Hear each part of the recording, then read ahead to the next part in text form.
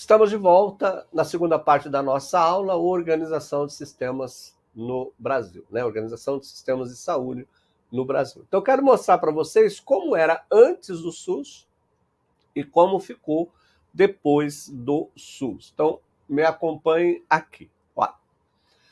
Nós temos aqui, então, essa tabelinha, né? O direito à saúde aqui, antes do SUS, apenas para trabalhadores formais. Se você pegar a Constituição Federal e for olhar o que vem antes e o que vem depois, você vai observar que a saúde está ali relacionado com o direito previdenciário, com a Seguridade Social. E o pessoal diz assim, mas por que está relacionado com a Seguridade Social, professor? Exatamente porque a saúde só eram beneficiários da assistência à saúde aquelas pessoas que tinham aqui trabalhos formais.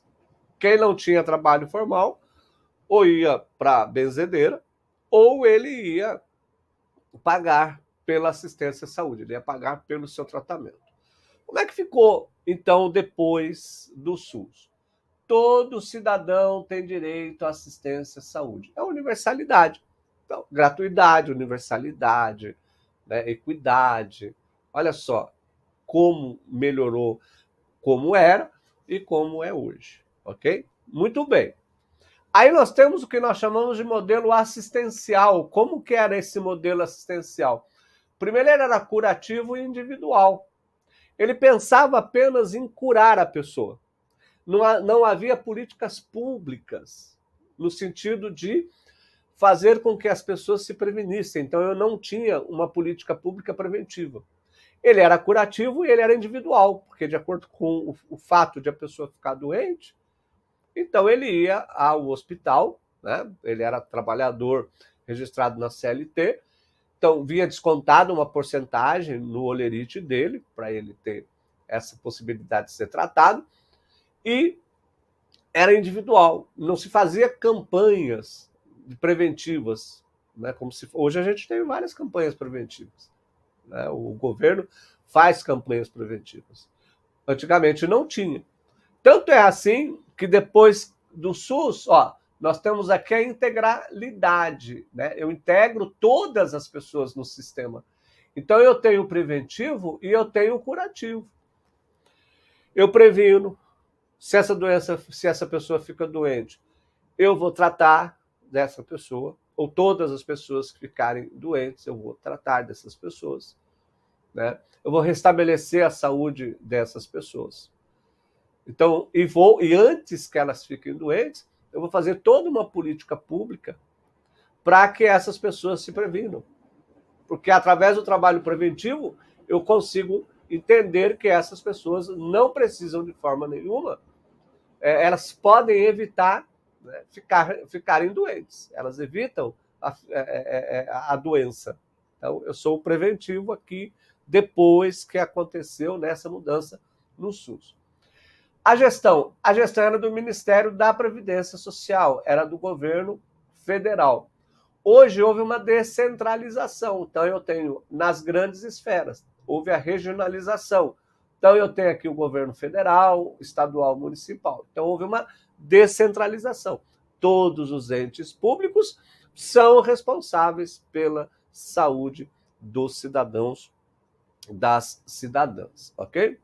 Antes do SUS, natureza de prestadores era setor privado. Eu só tinha o setor privado. Depois do SUS, o setor público. Engraçado vocês observarem que a lei que viabilizou a assistência à saúde, inicialmente a lei do SUS, do Sistema Único de Saúde, é a lei 8.080/90. Muito bem. Eu tinha o setor privado antes, porque não tinha lei que regulamentava, porque as pessoas pagavam pelas consultas, tinha lá o médico da família, né? Vocês devem lembrar muito disso, da história, que se falava muito em médicos da família. E depois, com a vinda da lei 8.080/90, né? Primeiro, a Constituição Federal, no artigo 200, falava sobre o surgimento do Sistema Único de Saúde, que só foi concretizado pela lei 8.080/90. E aí o que aconteceu? Depois nós tivemos a saúde suplementar. voltou o setor privado, mas aí já volta o setor privado regulamentado pela Lei 9656 de 98. Eu acho isso muito interessante. Eu tinha o setor privado antes do SUS, quando vem o SUS, acaba o setor privado, só fica o Sistema Único de Saúde, e depois volta o setor privado, volta a saúde suplementar, porque ela está suprindo a carência do Sistema Único de Saúde no que se diz respeito à assistência à saúde, ok? Muito bem. Em relação à equidade, né? A gente já viu a questão da equidade. Apenas aqueles que possuíam acesso formal. Agora não, agora é uma saúde com justiça social. E aí eu quero fazer um parênteses, né? A função do advogado e da advogada que atuam no direito da saúde, e aqui, claro, nós vamos dar destaque ao direito do autismo na assistência à saúde, é um trabalho, é uma atividade que eu me sinto reconfortante. Por que eu me sinto reconfortante em realizar esse trabalho? Porque, embora eu esteja ganhando os honorários advocatícios, porque nós vivemos de honorários advocatícios, eu me sinto muito satisfeito em poder ajudar as pessoas que tiveram negativado tratamento e medicamento, tanto do setor público quanto do setor privado. Então não me convencem aquelas alegações ou aquelas argumentações que dizem que nós, advogados, somos instrumentos para desrespeitar a equidade existente entre os pacientes, os usuários do Sistema Único de Saúde. Não, eu simplesmente faço valer a lei. Eu faço valer o artigo 190 da Constituição Federal e faço valer o artigo 2º da Lei 8.080/90, isso no Sistema Único de Saúde. Quando eu vou tratar, quando eu vou falar da negativa de tratamento das operadoras de planos de saúde, eu faço valer a Lei 9656 de 98. Eu faço valer aquilo que está na lei. Então, é extremamente importante essa nossa atividade como advogados e advogadas do direito da saúde, principalmente em defender direitos dos autistas na assistência à saúde, porque nós estamos fazendo nada mais do que cumprir a lei, cumprir aquilo que o próprio legislador diz que tanto o Estado quanto a operadora de plano de saúde deveriam cumprir.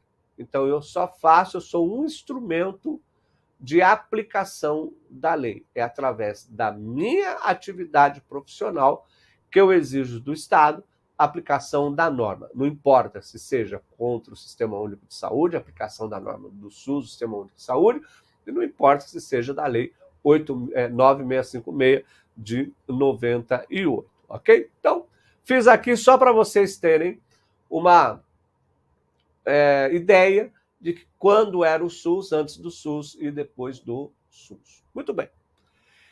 Então aqui eu quero mostrar para vocês como é que funciona a organização do sistema de saúde. Eu quero mostrar para vocês como é que funciona. Muito bem. Nós temos aqui o SUS, então você já sabe que nós temos aqui a lei, né, número 8.080/90.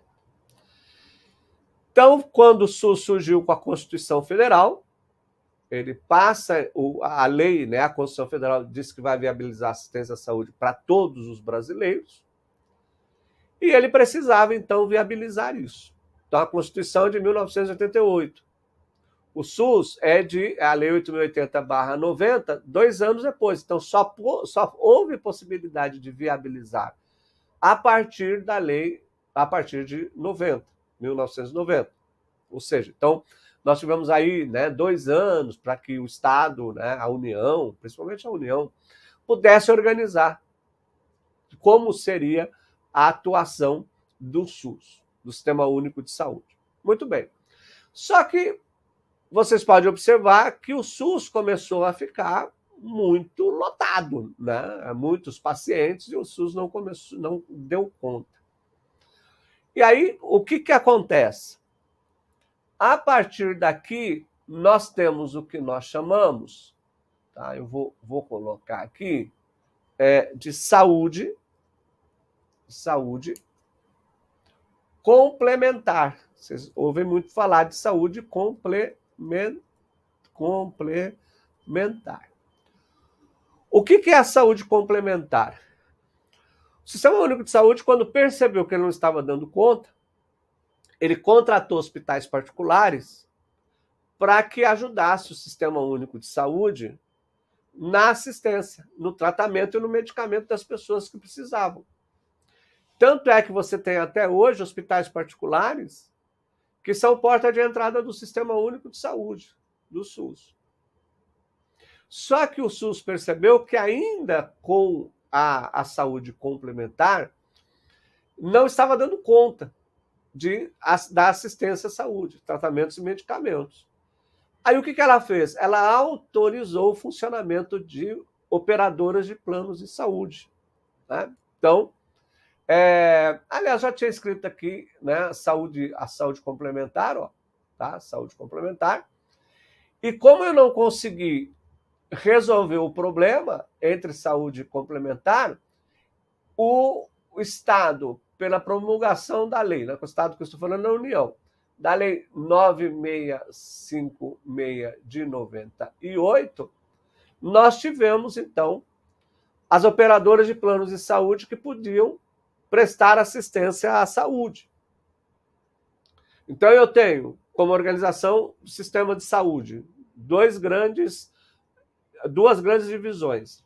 Eu tenho a saúde pública, onde eu tenho um sistema único de saúde, e hoje eu continua a saúde complementar, porque eu tenho alguns hospitais que são porta de entrada do Sistema Único de Saúde, do SUS, pago inclusive pelo SUS, então eu não vou pagar nada, eu estou sendo atendido num hospital particular, que é a porta de entrada do SUS. Eu vou pagar alguma coisa? Não, você não vai pagar absolutamente nada.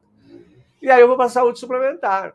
Saúde suplementar não, eu pago, porque eu vou contratar uma operadora de plano de saúde, vou escolher uma operadora de plano de saúde e eu vou pagar por ela. Por isso que é saúde suplementar.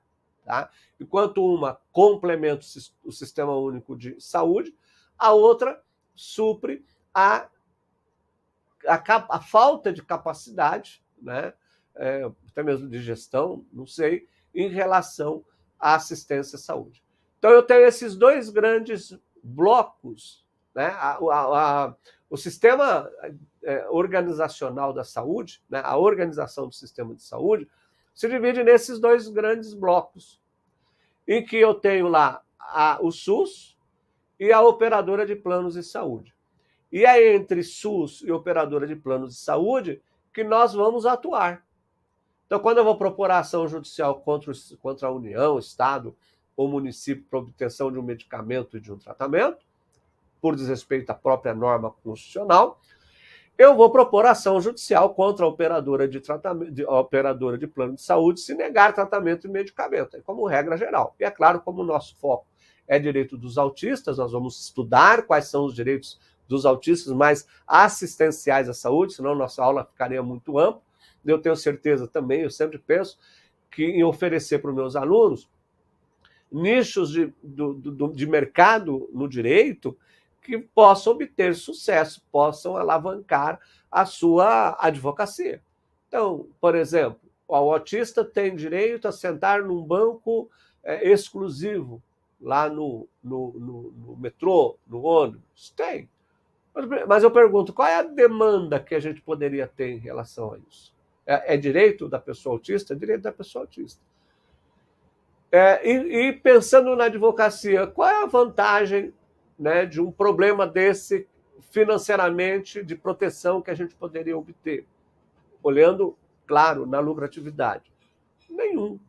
Mas quando eu falo numa negativa de tratamento ou de medicamento, que a pessoa com autismo tem direito, ou uma negativa pelo Sistema Único de Saúde, não importa sob que alegação, houve lá uma negativa da operadora de plano de saúde, opa, então aí eu vou propor a ação judicial para eu poder obter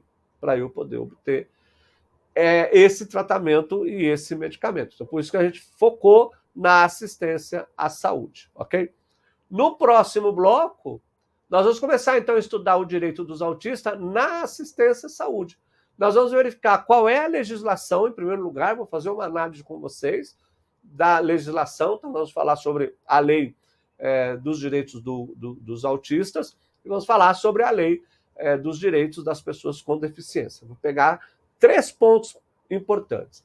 Questões que envolvem medicamentos, tratamentos e saúde. Né? Na verdade, eu vou falar de tratamento, medicamento e saúde. Ok? Vamos então para o nosso próximo bloco. Vamos lá.